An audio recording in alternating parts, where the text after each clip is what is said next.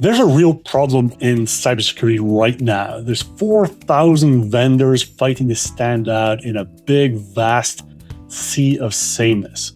It's often the same buzzwords, usually AI-based. It's the same types of websites, maybe most of them are blue, and same types of promises and description of products across many, many companies. Often our instinct is to try and fix that by generating more content, getting different content out there, and we use AI a lot to do that, which only makes the sameness worse. My guest's argument today is pretty blunt. The answer isn't more AI, it's actually being more human. Brian Reed is a 6 times marketing and product leader, mostly at cybersecurity companies, and is currently the CMO at Corsha, the OT security company. I love the way that he says that AI creates content, but humans create meaning. And we covered that in this discussion, along with things like you'll be hearing about all about the AI agent he built out of conversations with grizzled engineers and how he set it up so that it tells him what to kill before he ever hits publish on content. You'll hear the marketing stunt his CEO called insane and what it ended up landing for the company. And you'll hear why he still remembers one company's RSA booth years later, but we both actually forgot the name of the company that brought the puppies to RSA just a couple of years back. By the end of the episode, you'll know how to tell the companies that connect with their prospects deeply from the companies that are just spending money to try and look and feel a little bit different. And you'll have ideas of how you can stand out by being much more human in your go-to-market. I'm Andrew Monaghan, and this is the Cybersecurity Go-to-Market podcast where we tackle the question, how can cybersecurity companies grow revenue faster? Well, Brian, welcome to the podcast. Good morning. It's great to see you. Yeah, likewise. I'm really looking forward to this. We're tackling an important subject right now around how marketing teams inside cybersecurity companies are using AI, what it means, the kind of big topic around it. It's not just what tactics we're doing, it's really much more about the level that we should be thinking about, what it really means for how we market, how we compete, how we position ourselves. So I think it's a very apt conversation right now. I'm going to kick it off like this, though, Brian. So I was looking at some of the things that you've been posting on LinkedIn, and some things stood out for me. You said, in response to someone else, that AI creates content and humans create meaning. What are you getting at there? It's a great question. So I have been, a fan of AI. Got started early when the GPT started showing up. Was in a machine learning business way long time ago, but let's talk about the last 3 years or so. And AI is kind of that rising tide rises all boats, right? So we can leverage AI in order to produce lots of content, slice and dice content, and so on and so forth. And so it's been a boon from a productivity perspective, but kind of the ugly underbelly of the rise of AI and AI-driven content is really mass sameness. And basically, you have the same models processing the same kind of information. You get a lot of sameness coming out the other end. And so, our audiences are often drowning in massive amounts of content. So the tide rises all boats, but they're all drowning in content and it all sounds the same, right? And so as we go back to it, I think, you had a prior speaker a little while back, the CMO of Illumio, where he talked about authenticity. And the reality is humans are the ones that create meaning. Humans are the ones that create connection, right? So while AI-powered content is out there, we really need to continue to refocus on and react to or respond to the fact of AI sameness or AI flattening marketing with focusing on the human experience. And humans bring context and meaning, and humans bring storytelling into the conversation. And today's world and going forward is going to be about authentic storytelling and engagement at a human to human level, whether it's digital like you and I are or face to face in the live world. That's really what's going to differentiate and drive success for businesses and brands. I think that these days you'd be crazy as a marketer, as a salesperson, not to be using some sort of AI in your process on the marketing side, something on the content side. So how do you use the tools that are so good right now, but you still have that human connection. How do you add that in? Because it's tempting, I guess, for people not to do that, judging by what's out there right now. Yeah, I think it's a couple different things, right? So I kind of think of there's this like golden triangle, right? So you have um, AI can be your content assistant. AI can be your content variation engine. But humans and community bring stories together in order to make it work, right? So if you start, for example, by being in the community, collecting stories, you might collect them through recording and run them through AI, but however you collect those stories in the community, that starts giving you the authentic human feel, right? You may have storytellers in your company or your organization. They could be like dev relations people. They could be your CEO or CTO. They could be other authorities in the marketplace, right? What stories do they have to share? What authentic levels of feedback do they have to share? So you can start collecting and collecting these stories from community, building stories from within your business and from the community. And then you can use AI to amplify them. You can use AI to slice them up, for example, like take long form video content and cut it into pieces. So think of AI as like an assistant in helping you with the human storytelling, in finding new ways to leverage it or amplify it or even capture and understand it. What you're talking about there is one level of storytelling, which is, the human stories, what people are doing with our products and what's in their mind. There's also the narrative arc to, when we're thinking about a company and, really what they're trying to portray out there. How do you think about the difference between those two and how to connect them? Yeah, well, I do think the job of marketing is storytelling. I also think the job of sales is storytelling. For sales storytelling, it's about framing solutions in a way that you can empathetically help a customer address a problem and achieve their outcomes, right? On the marketing side, you're storytelling for what does your brand mean? How does it participate in the community? What values does it bring to the table? How does it help your audience address things, right? And so many of us have like a community activity that we're participating in either by joining a community or forming a community. But when we get into the actual act of storytelling, right? What are the stories that are repeatable and who are the heroes in the stories, right? The brain is naturally wired to capture and remember stories. And there's the classic frame of story where you have the villain and the hero and the challenge and all the rest, right? Remember, the hero is the user buyer. The hero are the people in the community who are talking about gaining these great outcomes by doing certain things. Your product's not the hero. Your sales rep isn't the hero. Your company isn't the hero. The hero is the people who's receiving the story or telling the story. And then you help work through that story cycle and help people sort of understand how to be successful there. If you want a good example of a tool that you can use or a resource is uh, where's the book right there? Storytelling, story brand, building a story brand, right? And story brand 2.0 are two great book resources that talk about the hero is your customer, the hero is your user, not your product, not your company, not your employees. And how do you capture that in a way? And that's why people like case studies. That's why people like, fireside chats or panels where people are sharing their stories and their experiences in an authentic way. Yeah, I'm a huge fan of Donald Miller's Story Brand. He wrote that book you mentioned. One of the things that he says is that people always get confused about who the hero of the story is. And I see that a lot in my work, right? Salespeople telling stories will say, we did this, we solved this, we, changed this company's whole cybersecurity program all around, we. What other mistakes do people make when they're trying to implement a story culture or storytelling environment inside the company? Yeah, I think it's a couple things. The first one is, what is the simplest story you can fit on a business card that all your employees can tell?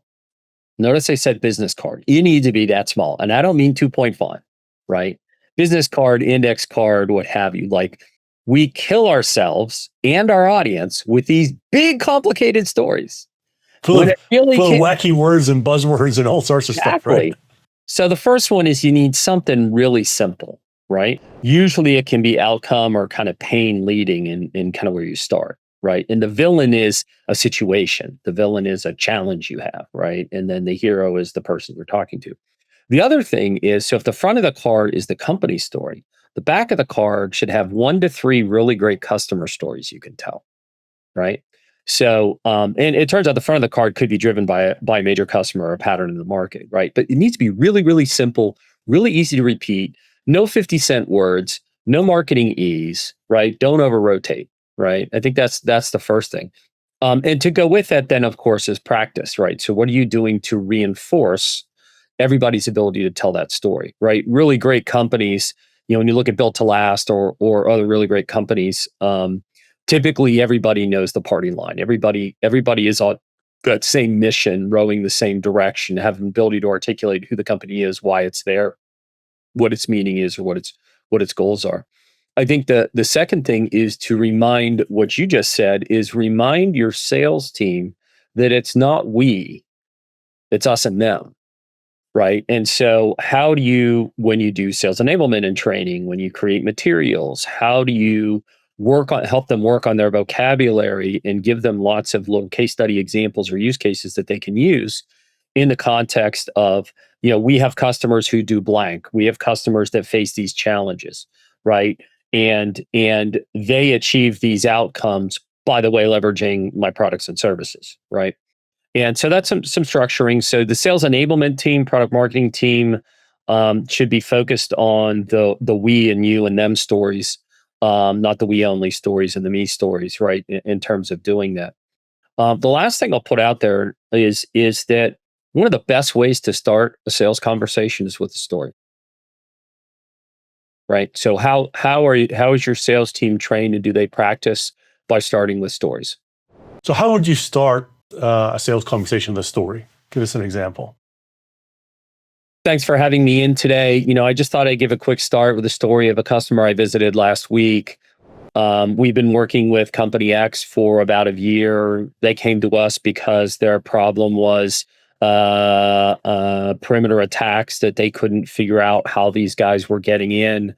We work with them, in order to achieve and kind of you're off and running. Now, today, I'd like to talk about how we can help you in a similar way. Boom.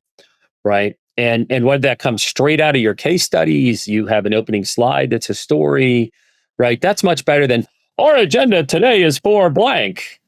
And if you look at presentation best practices of who are killer speakers that nail it, they almost always start with a story about themselves, story about something in the market. Sometimes they don't even introduce themselves, right? They'll just go right at it. That's really interesting. So I've been a fan of take someone like Malcolm Gladwell. You take Nir Eyal, who's just released a great book recently. Yeah. When they're starting a whole chapter about a new concept, they start the chapter with a story every single time, right?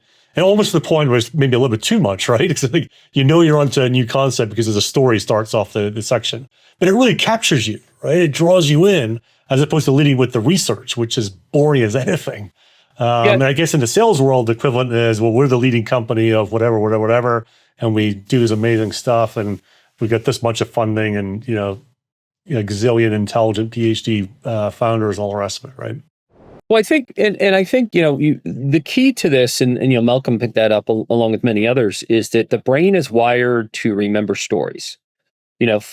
For millennia. Generation after generation, there was no written word, and even there was very low language, right? But stories were how history was passed. Stories were how people learned. Stories were how you carried on tradition, right? And even today, we as parents, for example, I have a new grandchild, we sing songs. Well, a lot of the songs we're singing to the kid are life skills, right? And so that storytelling is a natural way to bond with somebody. And help them remember what you're trying to get them to either remember or understand about you. And wouldn't you rather have someone remember a story about how you help people like them solve a problem than them remember you got funded last week? Right, exactly. I know Donna Miller in Storybrand talks about, when someone asks you what you do, a great way to start the answer is, how, when, right? How, when you're faced with this thing, with a problem, blah, blah, blah, blah. That's how we help people like you out, right? It's a great way to kind of relate. You kind of make the story about them, right, and do that. So I think that's a cool way to do it. But let's go back to the kind of premise, right? So we're in this world where we're perhaps over-rotating on using AI to help us produce content. We've got this idea of storytelling, of making it real for people is so powerful. But where do the two meet, right? How could we use the LLMs out there, the tools at our disposal to make our stories better or make them more repeatable or wherever it might be? Where's the intersection? Yeah, so I think there's a couple things. One is that I'm a collector of stories, right? So I will run stories that I capture through LLMs to look for patterns, right, or to sharpen them up.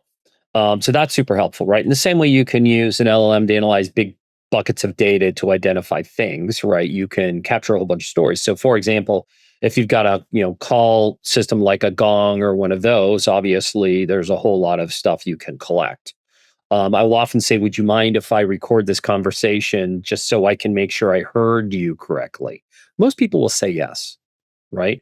I'm not going to republish it. This is more, I want to really engage in a conversation with you, so I'm going to record it.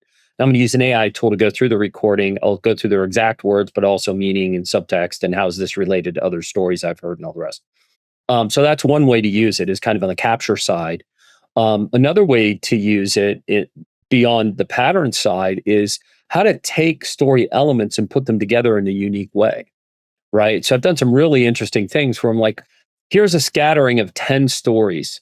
There's some pattern in here I'm not finding, or they all say something about this, but it seems like they're missing this, or it seems like there are other ways to do this, right? And that's where it's like a story partner. So it's not writing the story, it's helping you iterate through unique perspectives. It's helping you find other words. I love actually using the GPTs to help me with title tuning, right? Keyword tuning, section tuning, title tuning, some things like that, right? Where I've got a pretty good thesaurus in my brain, but oh my goodness, do they have a really big thesaurus in their brain, right? So I'll say, give me 5 typical titles and give me 5 really unusual titles. And sometimes stuff will pop out that's like, oh my God, what a golden word that is. And how do I use the golden word, right? Well, just a side note, one of the other things it does really good, help me with an acronym. So take this mumbo jumbo and help me restructure a story into an acronym that I can use. Really good at that. Um, so then you're moving down the freight train. Now it's like, how can I capture and re-amplify? Give me more examples of how I can tell the story in different places, or give me different artifacts, based on a given story set. Again, so a lot of these tools are like iterative. I'm either processing the raw stories, I'm finding ways to improve the stories, I'm looking for patterns in stories, I'm looking to create reusable elements from the stories and building the catalog, right? And then the last thing really is I build agents that are storytellers. So I have a couple of different agents that we traditionally would have thought of them as personas. So like in my world of OT security today, where we do industrial cybersecurity. So think about like physical plants and you're securing production lines, and they might be making, high value things like a car or semiconductors, in a dust-free environment, all kinds of different things, which also projects into like smart factories, smart buildings, and other kinds of things. And so, most of the people in OT are like engineers, like big strapping guys that work in these engineering lines, right? And so we have what we call the crusty OT security storyteller agent. And it's basically an agent I built where I collected a lot of the kind of the crusty type people. And I don't mean to be offensive in any shape or form. They have 40 years, been doing it 40 years, seen everything. Marketing is ugly. I hate vendors, like whatever, like that. And I run stories through that. I run content through that and everything else. And it's really good at coming back with, yeah, I think this will offend them. Or maybe you should change this word. Or no, they're not going to read this. Or no, they're not going to believe this story. And that's also super helpful, right? And I think a lot of people are doing sort of agent-based personas. Just take them to the next level and say, well, how do I use storytelling with these agent-based personas? And what can I do either in writing and capturing my stories or validating my stories with those folks, as well as can I feed those agents, not just persona stuff, but actual stories they've told you. And then in that mode, you're not using it as a content mill, you're using it as an advisory, I guess, right? It's your expert who's helping you get even better with what you're doing. Exactly. Sharpening, it's like sharpening the saw, sharpening the pencil.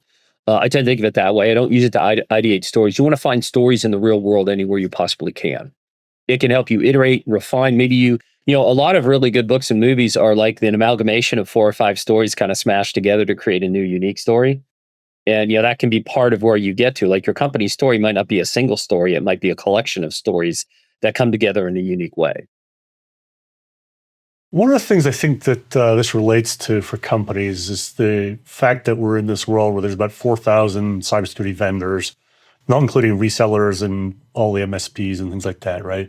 So it's very confusing for people. And yet, I think it drives behavior. You look at, obviously, there's big names recently who've done really well standing out in the crowd in different ways. And there's those that have tried but have somehow failed a little bit. They just haven't quite got it right. I remember even like 5-10 years ago, if you did something gimmicky at RSA, people would make fun of you about it rather than try to embrace it. But then you see, I think last weekend or a couple of weeks ago in London at InfoSec, Island had apparently a great booth with all about, I think, a theme about transportation or something. And people seem to love it, right? I kind of feel like if that was 10 years ago, people would be called gimmicky or something. So what's that, where's the line between trying to stand out and it just doesn't quite hit in terms of it's gimmicky, and then you try to stand out and people just kind of embrace it? I think it's kind of interesting. I think that if we use the trade show model, and a lot of us have been doing this for a zillion years. Cyber is full of trade shows, like all kinds of trade shows, like InfoSec and Black Hat and RSA, and then there's maybe your industry specific ones, whether you're in like identity or you're in storage, whatever. Clearly, there's all kinds of cloud cyber things out there. You have like the analyst events and so forth. And so I think that, AI and even non-AI, just design in general, have gotten to this massive level of sameness, right? So you can go to RSA and Black Hat every year, and most people will tell the same story, like AI this, AI native that, AI driven this, AI powered that. And there are all variations of things like that have gone on every year. And all you have to do is see like 5 or 6 booths when you walk on the show floor and you're like, yep, that's the keyword that's going to be in 90% of the booths, right? So then in that sea of sameness, in many instances, people work really hard to be like, okay, it's black or it's neon, or it's got, big LED screens or whatever. And certainly some of that matters. But then you get these real wild standouts. And I love to talk about Wiz, right? So Wiz was kind of the anti-tech company in many ways, online and in the digital, in the physical world. And if you ever saw their booths, they were like, candy stores and all of that. And that uniqueness could have been seen as silly, but I think it really stood out. And if you saw Wiz next to Cisco, IBM, Oracle, whatever like that, they were clearly the different ones, right? And what does that do? The difference drives attention. To me, Wiz is a great example of storytelling. Like that booth that they created was telling a story and encouraging you to come participate in the story. It's one of the few times I've ever seen a conga line of people doing selfies in a booth, like literally selfies in a booth, right? And so you kind of see that. And so, was it RSA a year or two ago, somebody showed up with the puppy mill thing. So they had like a puppy zone and buzz on the floor. Did you see the puppies? What do you mean puppies? Yeah, they have puppies on the show floor, right? Is it gimmicky? Maybe. But if we go back to storytelling, the brand, I don't remember who it was that did the puppies, and others may have done that. And the Wiz with the candy store or the 7-Eleven kind of thing they had. Those are very different, memorable stories that get buzz going and get people to pay attention, right? And the puppies in the candy store, I'm sure, were cheaper than the 10,000 square feet of LED screens that some others might have bought. So I do think, if we think about it as storytelling, and if it's congruent with what your business is already doing, it's just an experience, right? And human experience, human storytelling, human experience is still what differentiates. It's what locks in the mind. It's what I want to seek to find. The eyes naturally find what's unique in a room, and that's part of what that does.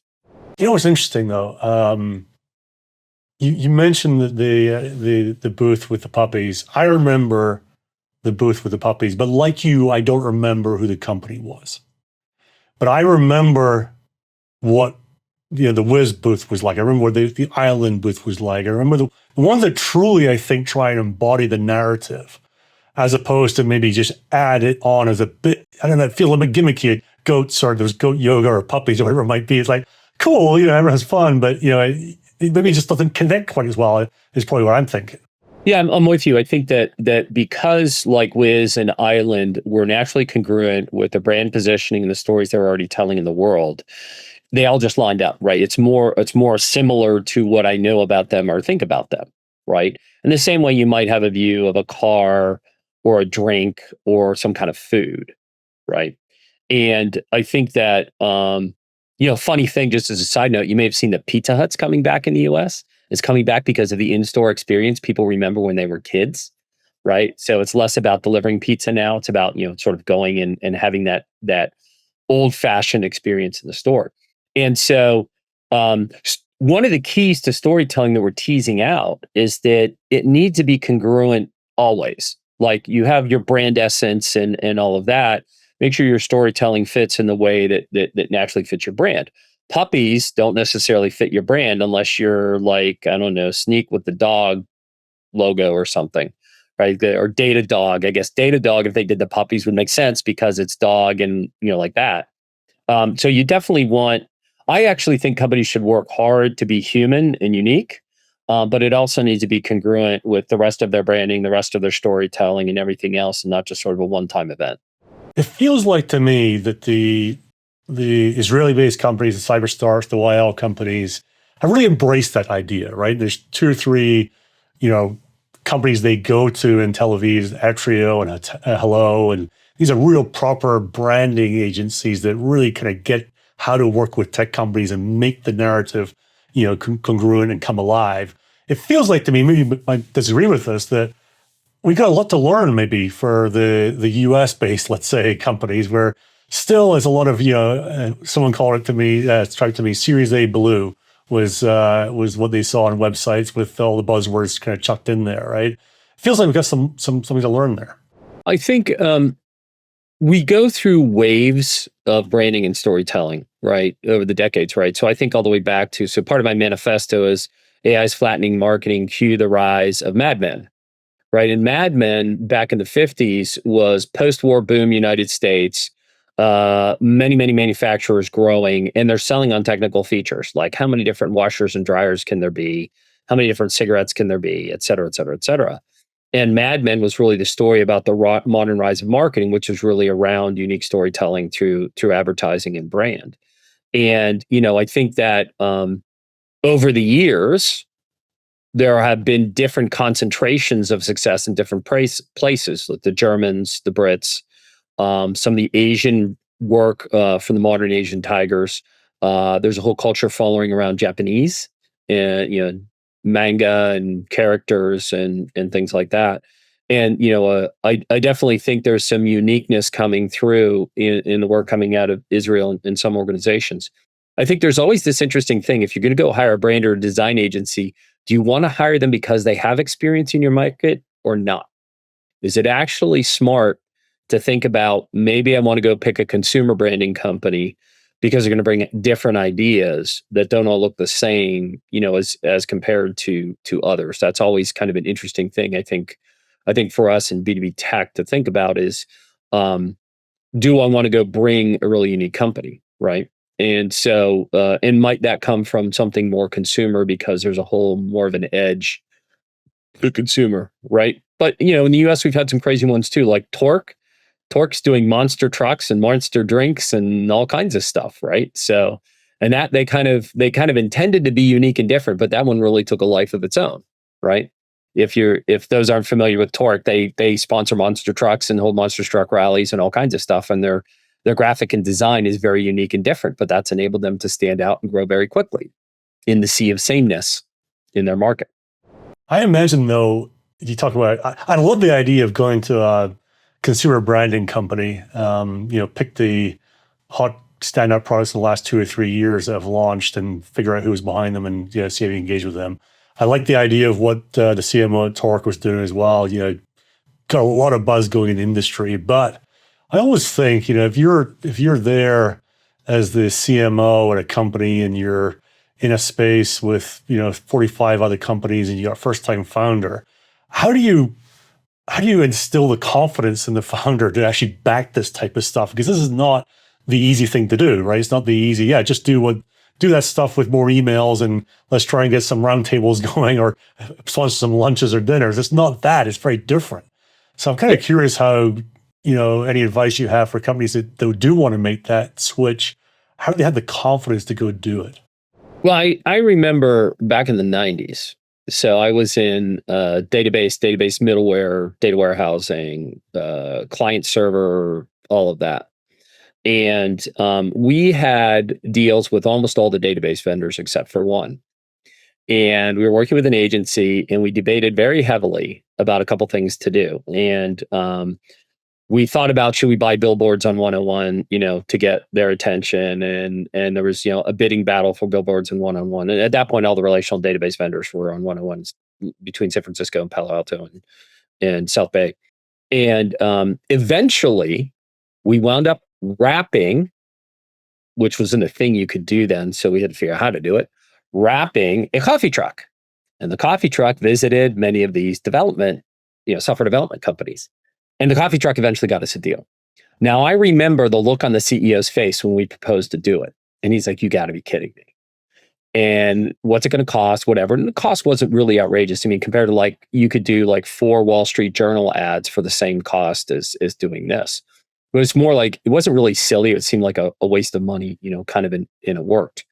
So I think some of it really is helping a founder see themselves in the why. Why are you doing it? What's their position in it? Being willing to take all the liability on your own shoulders, right? I'm like, if this really fails, then I guess I'll eat dirt, right? And don't go too far, right? So try small and grow into it, right? What's a small way you can do a little bit of it? I have some CMO friends who did Super Bowl ads. And you might say, oh my God, where did they come up with $10 million? No, they did a targeted Super Bowl ad in 2 cities. And they bought through the local networks who get their own local airtime. And for way less than $10 million, they got their ads on in 2 cities. And then they got a bunch of viral buzz off of them. Right. So, but that also de-risked it because it was only 2 cities. It was only 2 small groups. And if it's really bad, then you can kind of ignore it. So I do think in the interview process, you need to kind of work with the CEO, founder, and the board to kind of understand the characteristics you are as a marketer and what you would bring to the table and how you would see things evolve.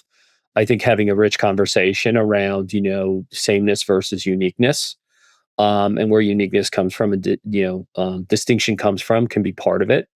And I think in the Wiz case and some of the other Israeli companies, for example, there was mutual agreement of going a unique direction, right? Torque as well. He interviewed specifically that he wanted to do unique things, as I understand, and so those I think are part of it. So the lesson there is, choose the company first, choose the founder first, and make sure you're aligned to, you're both aligned on what needs to be done. I kind of think about this a little bit, Brian. There's 4,000 vendors. I mean, I hate to say it, but there's a very, very high degree of probability that your company's not going to break out, right? So what have you got to lose? It's like, you sit there and be comfortable and not feel like you're, breaking any rocks or whatever, or you go out there and try and make a splash. Well, some of it is the unusual way you do something still relevant to your audience. Is it still relevant to what you do? Going back to the puppy thing, if I'm not Datadog, does the puppy thing work? Right. The second thing is will your audience value or find it interesting, right? And I think some of these things are also kind of like humor and comedy. Comedy is challenging. Choosing to do something unique like Wiz is kind of fun, but it's not pure comedy. If you really try to get on the comedy path, like writing a comic strip or something like that, you got to be really careful with that too, because you might wind up offending certain people. Notice how many comics offend certain groups of people in the nature of how comedy works. And I think all of this is about, every business is about taking risk somewhere, whether it's raising capital or something else. It's you want to take a risk to do something unique, and then how do you constrain that risk, and how do you constrain the blast radius when you try something new and unique and different, and make sure it fits kind of your audience, your company ethos, and things like that, right? And not everybody's going to do Red Bull gives you wings and the amazing things that Red Bull has done and the crazy risks that they take every day. But you could still have become a Snapple or something that's got a cult following. One way to stand out is in narrative. It lets you connect better or have your prospects connect better with you. Another way is community, because I think the idea that founder might latch onto is, it'd be nice to have our own community, have our prospects and our customers in a community. But it feels like always a lot tougher to build than people might think it is. I'm wondering what you think the role of community is, maybe in conjunction with narrative and with authenticity.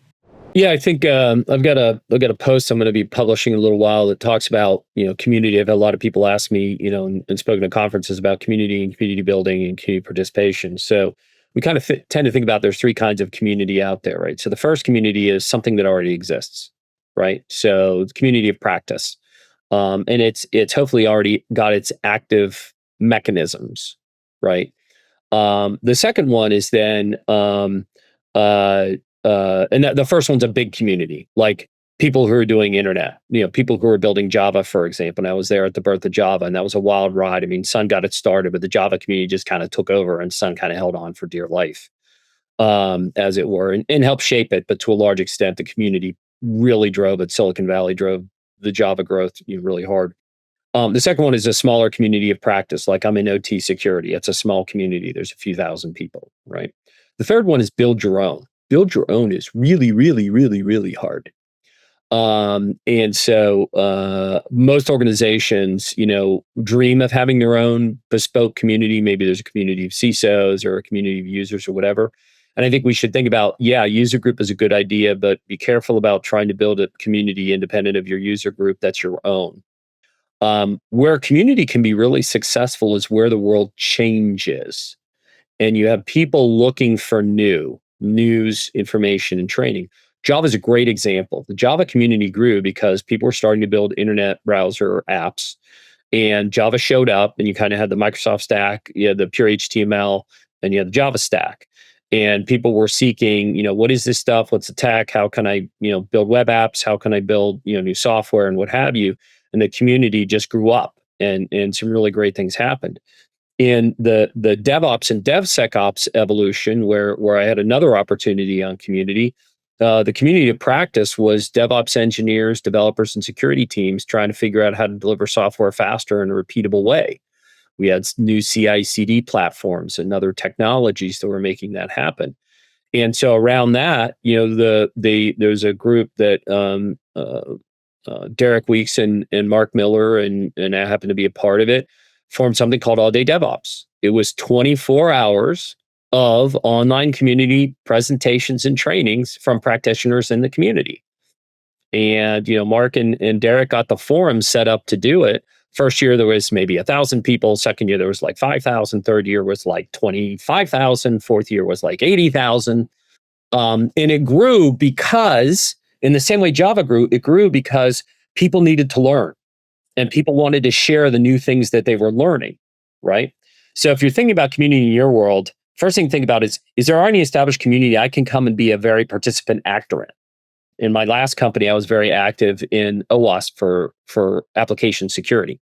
Already existed. How do we plug in and help? For DevSecOps, it was ADDO, and there's other community things. For Java, it was the Java community, so on and so forth. So how do you come? You either find an existing community and you attach to it, or you look for a major transition going on in market, like AI is a major transition in market, and then you try to help foster a community. And your job isn't to be the community owner. Your job is to be the cultivator, right? Your company and your brand can help cultivate the community.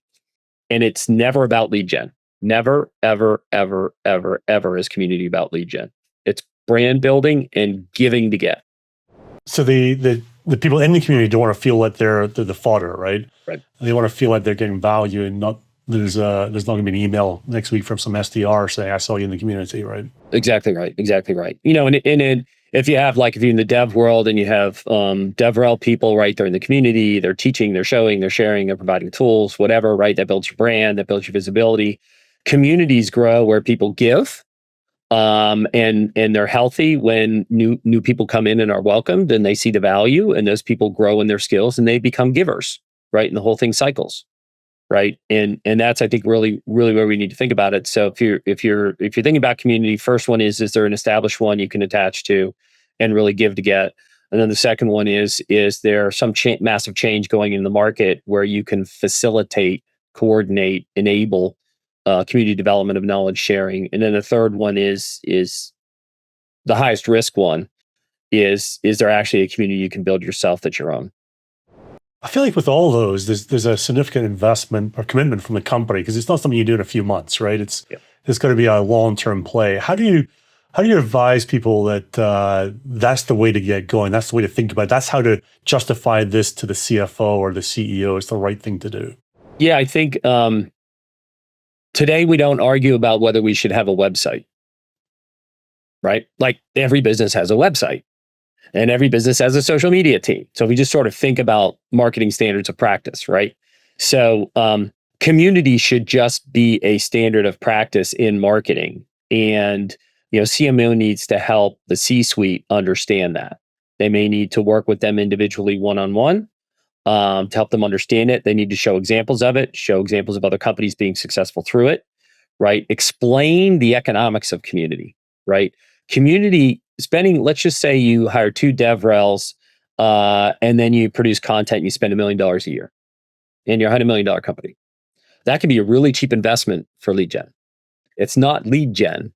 It's you're helping grow and embrace in the community so that when people are actively looking to solve a problem you solve, they put you on the short list because they've seen you in the community, right? So I've also had people ask me, where do you get the budget from? Take it out of lead gen. If you don't have new budget, figure out how to rebalance your lead gen money or your demand gen money so that you can still do community work. Well, Brian, it feels like we're at a unique moment right now because the excitement of what AI can do for us is still there. I mean, there's people got black eyes, maybe not doing it quite right. But there is this resurgence about, the humanity side of it all. Like at the end of the day, we're still human beings trying to communicate with other human beings, and we've each got our needs and desires, and hopefully we're helping our customers and our prospects, meet theirs. So it's really fascinating just to hear about, how do we bring the human back to AI and really accelerate what we're doing, stand out, right? Because I think there's a real opportunity, you say, for companies to stand out just by going back to old human principles and core beliefs. So I appreciate you joining us today to talk about that. Thank you very much for having me. You can find me on LinkedIn, and I'm posting fairly regularly on AI and storytelling. So I'll put Brian's LinkedIn in the show notes, and I'll make sure when we put the clips on and all the rest of it, I'll make sure that's attached to as well. So Brian, thanks for joining us. Thanks for having me today.